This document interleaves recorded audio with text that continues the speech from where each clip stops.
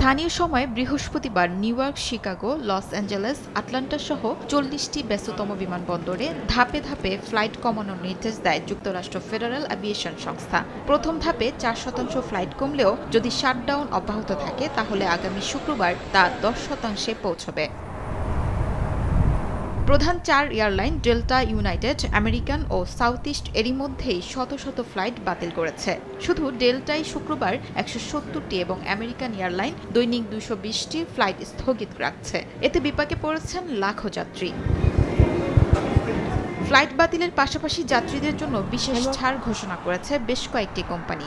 যাত্রীরা চাইলে অতিরিক্ত ফি ছাড়া টিকিট পরিবর্তন বা ফেরত নিতে পারবেন। ফ্রন্টিয়ার এয়ারলাইন্সের প্রধান নির্বাহী যাত্রীদের বিকল্প ফ্লাইট বুক করার পরামর্শ দিয়েছেন, যাতে তারা আটকে না পড়েন। দীর্ঘমেয়াদী শাটডাউনে সরকারি কর্মীদের বেতন বন্ধ থাকায় বিমান নিয়ন্ত্রণ টাওয়ার ও নিরাপত্তা চৌকিতে দেখা দিয়েছে তীব্র জনবল সংকট। শুধু এফএএ এর অধীনেই ৪৫০টির বেশি পদ শূন্য।